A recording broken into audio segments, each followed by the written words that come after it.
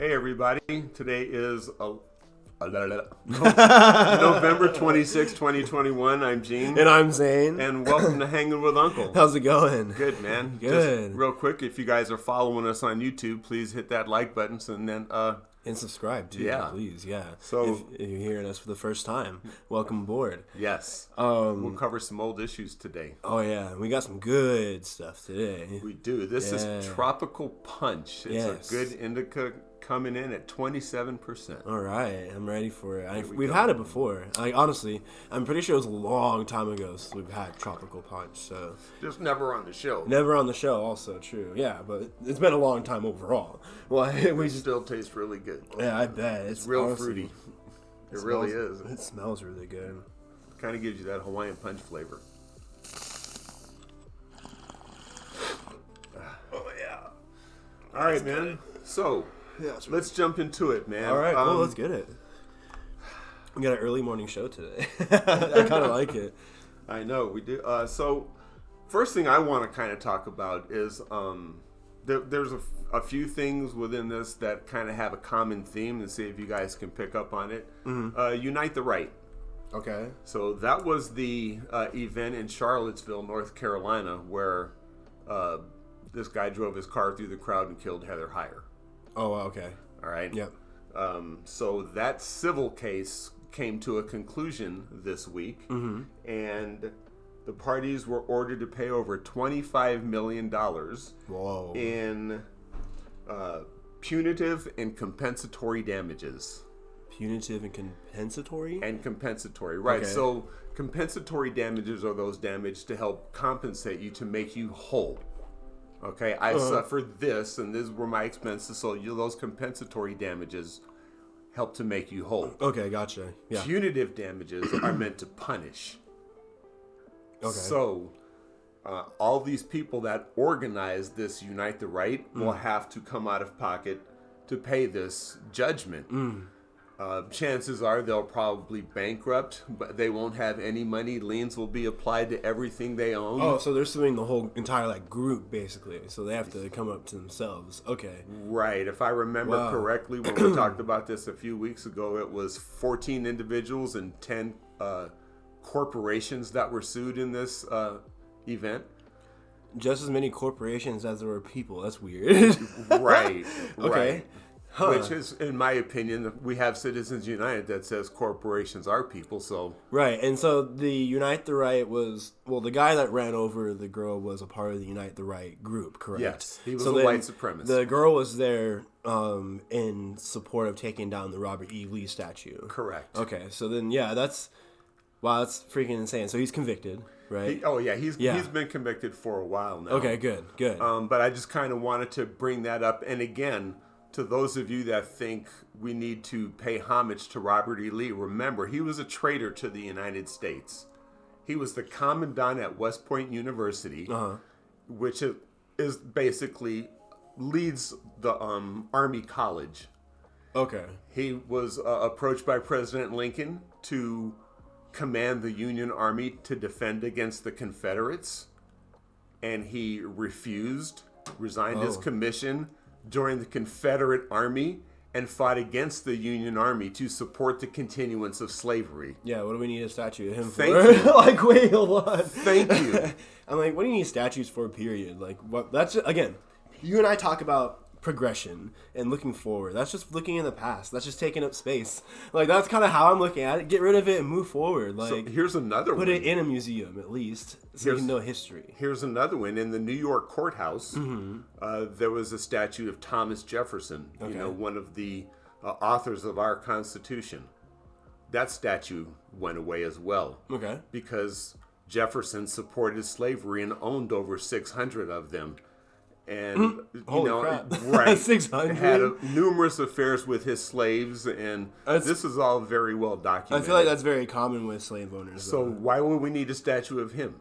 Yes, he helped us in forming the framework of this Constitution, but our Constitution's when old he was there, slavery was legal. He wouldn't protect that. Right, and like we say, our Constitution's old anyways. We got to wake up and move forward. Like, it's just people who are stuck in the past are stuck in the past. But put it in a museum and forget about it. To me, the Constitution is It's a living, breathing document because, number one, in the preamble, it tells what the legislative intent of Congress should be when enacting laws, and that is to promote the general health, safety, and welfare of the people of the United States. Okay. So I agree with that premise. I think that was golden. All right. And then our Constitution just lays out the powers of government. I mean, if it's a breathing document, does it get updated like it should be as a breathing document? It does. No? That's why we have 27 amendments to it. Okay. So the amendments are just like edits to it. Exactly. Okay. Gotcha. Gotcha. That's why, So abolishing slavery, that was an amendment to the Constitution. Okay. Giving women the right to vote was an amendment to the Constitution. Right. Giving black people the right to vote was an amendment. Well, Gotcha. No, that makes perfect sense then. Like, I understand that. It's just like... So it's people that, like Mitch McConnell, who ignore his responsibilities under the Constitution, like when he denied Merrick Garland a hearing when he was nominated for the Supreme Court. Gotcha. And... So, there's just another instance. But to me, it all just kind of ties into even the Ahmaud Arbery conviction of those 3 people that killed him this week. And while there is a lot to celebrate, there's a lot to really pay attention to. And to learn from, again. Just like how we talked about the Rittenhouse trial last week. It's not just a, hey, this side won, this side lost. It was a, hey, this is something we got to pay attention to and learn from. Exactly. Like, for real. It's something we have to pay attention and learn from because it's still around and it's something that's happening in our country. Freaking, Georgia just updated their laws last year. About hate crimes. So, and again, like in the Rittenhouse case, to me the problem was with Judge Schroeder and his tactics. In the Arbery case, it was with the prosecution, original prosecution. Yeah, 2 different judges too. It was crazy to see just like 2 different. It was like 2 different shows, 2 different. Not even like a show, it was like something in entertainment. But it was like watching 2 different courts in 2 different countries. Like it was like watching the Arbery case. You saw how justice is applied and the law is applied in the United States. In the Rittenhouse case, the judge made a mockery of it. Yeah, he was the law in the room, and then the other judge delivered the law, and he was like, this is how the law is done and this is how it sees, so if anybody else feels any other way about it, then that's it. In all my years in law enforcement, and we'll talk about that a little bit later. Ooh, yeah, okay. I have never ever sat through the process of a jury trial where the defendant gets to pick his jurors. Yeah. I mean, come on, man. Yeah, it doesn't sound right to me. It has nothing to do with Rittenhouse being innocent. I believe he, just based on the testimony, he was not guilty of murder. But had the judge allowed certain evidence to show motive and intent, I believe there would have been a conviction on a lesser included crime. Yeah, he was the dragon in the courtroom. He was. Yeah, he was very... Yeah, it was his courtroom, his law. I do what I want, man. And even how he just like personally in public, he humiliated the prosecutor, like in an open court in front of everybody. We talked about that. I don't want to go down that rabbit hole again. But with Arbery, remember the original prosecutor who is now in jail or was arrested. That's I should say. She's been out on own reconnaissance. Yeah. Not only, she went to jail and was indicted because of her mishandling of the case, her abuse of her office, and refusing to not only prosecute these people, but telling law enforcement not to arrest. So she personally refused to charge the guys, and then also told cops to be like, no, don't arrest them, they don't need to. Is that why they're able to drive their truck home and keep it and everything like that? Like, yes. That's crazy. Okay. But here's the kicker. So they tried to squash that. She tried really hard to squash that. Okay. But then the case went to a second prosecutor because she recused herself, due to a conflict of interest with one of the defendants. So then the case went to a different prosecutor who also decided, no, we're not going to prosecute. There's no reason for this. So did they know them personally? Well, the thing is that the lie they were trying to put out there was that we were detaining Arbery because we were suspecting him of a burglary. So they were lying on him based on that lie. Right. They were not going to prosecute because it's self-defense. Detaining a burglary suspect, and something happens, self-defense, that's justified, right? Right. It wasn't until 2 months later that we saw the video of Ahmaud Arbery getting killed. Right, because they decided to post it themselves. And it was leaked. That video was leaked. Someone didn't like it. 2 months later, these guys are at home with their weapons, with their vehicle, everything. Chilling, feeling like they got away until this video was leaked and public outcry started over the murder of this man Ford running down the street. And I swear to God, I'm livid at the defense, not only for requesting all black pastors be excluded from the courtroom. Not pastors, just black pastors. Oh, specifically. Yeah. Yeah, it was being specific. And then the other defense attorney talking about how it's Ahmaud Arbery's fault because he has long, skinny legs and didn't have socks to cover his long, dirty toenails. Mm-hmm. Like, what, is he a runaway slave? Yeah. So, I mean, racism was well on display this week. No, absolutely. But, I'm glad... I'm happy for this victory. Again, this is a moral victory for everyone. Even the judge kind of hinted that it was a moral victory for America itself, for justice itself. And honestly, everyone felt it when that dad cheered and then had to get escorted out. Everyone felt that. I know everyone did. I did. Yes. And I'm glad the prosecutor was indicted for trying to cover up the murder of Ahmaud Arbery. Yeah. But yeah, that dad cheering was literally like the world going yes. Like it's so crazy that we live in this world to where we actually second guess what we can actually physically see on a video, Like we can literally see what happens. We can see the whole entire crime on video, and yet we still have to second guess on what it is, Right. Like there's still a second guess about it. Like it sucks that we don't believe in our justice system like that. It's crazy, but yeah, I'm glad the light was shown on this Arbery case, not just the fact that these guys were guilty of murdering him, but also the cover-up attempt that the prosecution tried, so. Oh, absolutely. No, I agree, man. I agree. There's a new COVID strain, I've heard. Man, you know how I feel about COVID? So, yeah.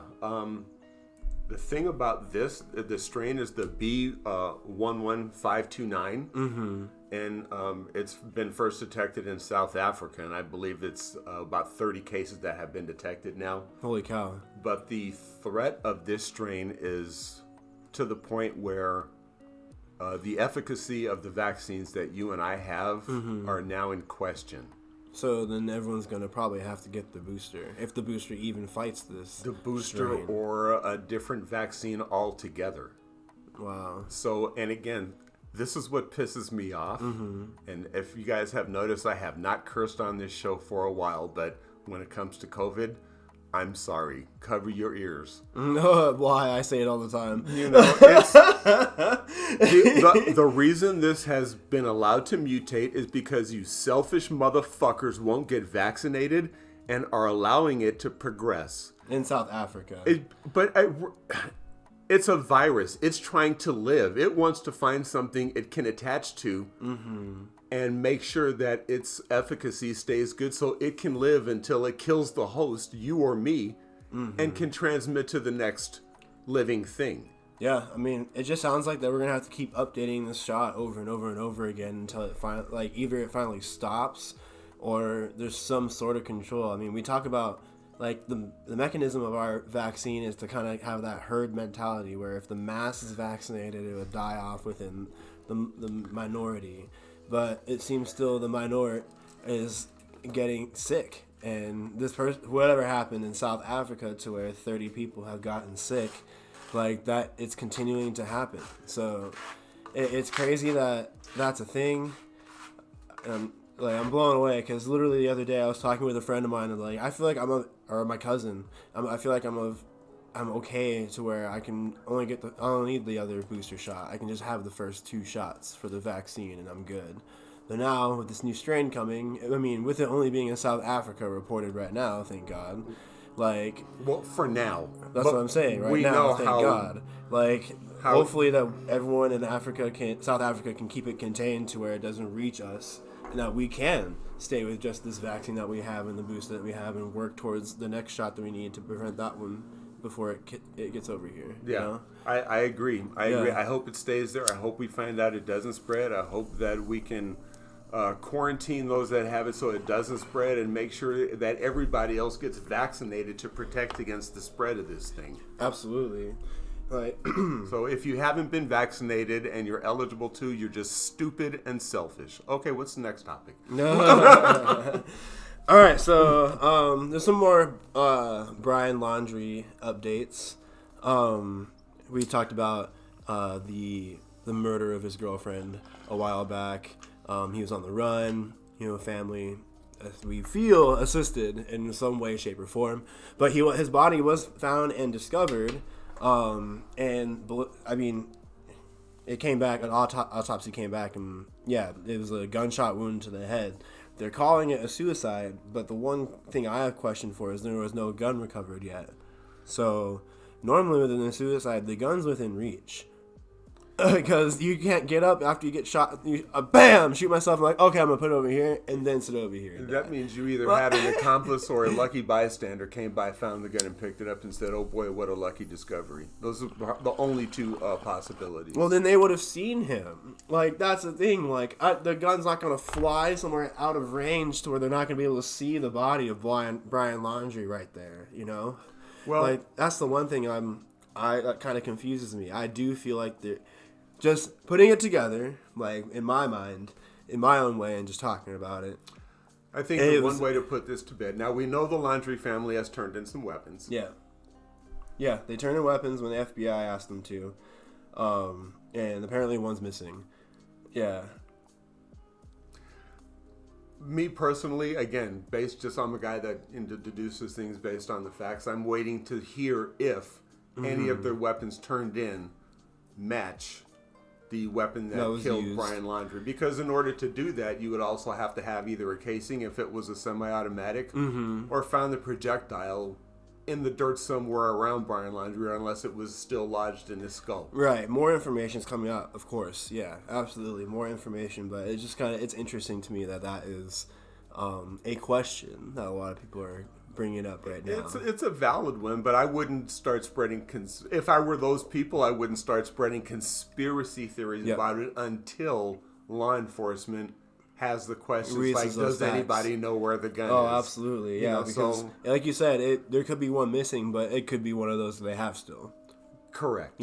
Like, I know he didn't use this one because I still had it with me. Yeah, it's still wide open. Like, conversation and talk, whatnot, But yeah, that's the update to that. I do hope that they're able to uncover more information, because this case, I mean, yes, it had a lot of traction, a lot of attention, but it still is kind of, I feel like there's a lot more to it than we see. So, yeah. Hopefully we get more facts out of it. I agree. Today's Friday. It is Friday. Pay yourself, man. Pay yourself. Make sure you take care of yourself and pay yourself. Just, again, an update for those that are listening, kind of newer, before we explain what pay yourself means. You have either a mortgage or a rent, and you have to pay those. Yep. There's no bills that you do monthly. Utilities, internet, those things that you have to pay. Those are bills. Mm-hmm. When do you pay yourself? When do you invest in yourself? When do you put your money to work for you? Yeah, you are your own bill in your own way, shape, or form. Yes. Pay yourself. And like I said, open that E-Trade account or that Fidelity account or whatever vehicle you want to use to invest to make your money work for you. Absolutely, yeah. And I tell it to my siblings all the time. If you pay money towards yourself and value that money and putting that value that you want towards you, it'll stack up over time and collect.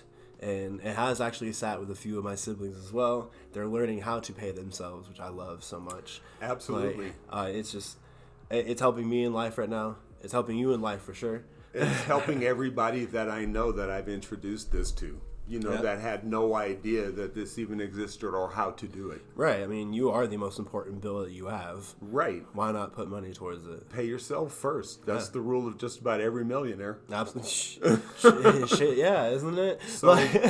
So not along those lines, we've talked about stocks we've liked, but I think right now is a good opportunity to talk about a different area of the economy that has a lot of potential. Okay, well, let's hear it. Biden's infrastructure bill passed a couple of weeks ago. He signed it into law. There's $1 trillion. Oh, wow, okay.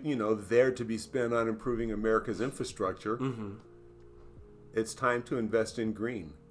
Part of that, one that just... There's lots of areas, but one that I've looked at that I kind of like are charging stations. Oh, yeah. Just like we have gas stations across the country, they're going to have to build charging stations like that going across the country. I think Ford released images of theirs, and it looks just like Tesla charging stations, but blue. Yeah. It's funny. They're working on improving the technology so the charge is much faster. And that's already a competition right there. We know monopolies start with competition. And competition breeds success. Yep, absolutely. So the product will improve over time for sure. Yeah. It'll increase over time for sure because more people are going to want to dab and jump into it. We're going to start seeing Nissan chargers. We're going to start seeing Toyota chargers. But the chargers are going to go up. Yep. So I just think that's a really good area. There's a particular stock I looked at that I think looks promising. The symbol is CHPT. That's Charles Henry Paul Tom. Okay. And it looks very promising. I think this is one of those ground floor opportunities to invest in and start putting your money to work for you. It's it's a stock you like. Absolutely. I like it. Yeah, you like the stock. Definitely, that sounds good. Yeah. All right, so let's get a little bit personal today. We're going to start talking about, we bring up every now and then, or I normally say that you're an ex-cop. Yes. And where were you an ex-cop located at? So I was in Southern California in the city of Compton. Hey, okay. I was there during the period of the 80s. Where cocaine on every street corner was rampant. The Crips and the Bloods were born in Compton. Damn. And it was the Wild West. It's a 16.5 square mile city with a population of, close to 100,000. A lot. Right. Yeah. So you figure of that total population, 20,000 were probably known gang members. And we knew that by the way we collected data. Right. So that left 80,000 people that, one, either got up and went to school or got up and went to work and lived and worked in a crime area. You get up and you go to work every day. You're a hardworking American, but the stigma is you live in Compton, you're a piece of crap, and that is totally not the case. Not the case at all. There's a lot of beautiful things that have come out of Compton. Some of the nicest people I've ever met and experience I've ever had are when I was in Compton. NWA was during that time, right? Correct? I remember sitting in briefing, listening to "Fuck the Police." While you were a cop. While I was a cop, it was during that time. Yeah. Damn. Holy that's when I was in Compton. That's fucking insane. Okay, so you just said cocaine's rampant on the streets. Is this when cocaine was introduced to the streets, or was it a little bit earlier in your time? Cocaine is such a broad topic, and there's a lot to cover. So I'll delve a little bit more into those topics when we get to 1,000 subscribers. Oh, into the cocaine part? Okay. Well, and a lot more, too, because there's some stories. I've written search warrants. There's stories to be told. That is absolutely insane. Wow. Well, yeah, let's definitely get into that. I hope we do get it up around to 1,000 subscribers. Yeah. That'd be really cool. If you guys want to know, that's what it'll take. Yo, he's being a tease. Hey. But another topic that came up, or another thing that happened throughout this last week, you and I are both sports fans. I love talking basketball with you. LeBron James had a little issue, 2 issues this last upcoming week. One, a young player, Isaiah Stewart, he ended up, doesn't really seem like a basketball play to me, Gene, but taking an elbow and open-ended fist to the face, He's bleeding all over the place. He runs rampant, goes crazy, all the nonsense. Past that point to where he starts tackling and bowling over people, he was in the right to be upset. But then he just kept going, so that wasn't much of in the right afterwards. Well, his actions, I don't know, were justified or not. But I swear LeBron James elbowed that man. Intentionally. Intentionally. It's not a box-out play. It's not. There's no basketball play up here with your elbows. That's why they've taken the elbow out of the game in the first place. You can't bring your elbows up and swing. That is a foul on you, correct? Correct. LeBron didn't do that basic foul. It was a get off me, bro, swing with the elbow. Right. It was it was not a basketball play. These guys are competitors. They're professional athletes, and they're not going to take getting punked on the court. They're going to try and get that retribution. It's in the heat of the battle. It's to be expected. Right. I think the punishment was distributed a little unevenly, in my opinion. You think it was uneven? LeBron did get one suspension, and Isaiah got two. At least two. LeBron should have gotten two. That's just my opinion. Yeah. I mean, he already got a flagrant 2, so that puts that on your player record, whatever the fuck they call it, on your little file. But also, that gives him a technical foul too, right? Right. So that goes on LeBron. Yes, it gives Stewart a technical foul too, but yeah, I kind of agree with you. Maybe LeBron should have gotten one more, and then maybe Isaiah should have got one more on top of it, because honestly, he bowled over a bunch of people. There were a bunch of people who fell over from that man, running rampant on the court. But the kind of, I guess you want to call it juicy part of it, but everyone in America is going to be watching. We already know. Everyone's going to be looking for it, is that they play again on Sunday. Yeah. So they play each other again on Sunday in LA, I believe, and we'll see. I don't know. I agree with everybody else who's kind of talking about it, saying that it's going to be a cordial, formal thing. Like, LeBron's going to talk to him beforehand, whichever kind of deal. Yeah. Maybe there might see if there's something ticky-tacky that happens. I feel like the refs are going to be super just on it and just nip it at the butt quick. If you remember the Lakers-Celtics series back in the day when Kevin McHale clotheslined Kurt Rambis. Oh, shit, yeah. I mean, that was way worse than what LeBron did. And I mean, Raja Bell clotheslining Kobe. I mean, same instance. You started a rivalry maybe, but at the same time, there was nothing ugly after that, and I don't think there'll be anything ugly after this. Yeah, they're professionals. I mean, yeah, he's a young guy. Isaiah's a young guy, 20. LeBron is the king, quote unquote, of the league.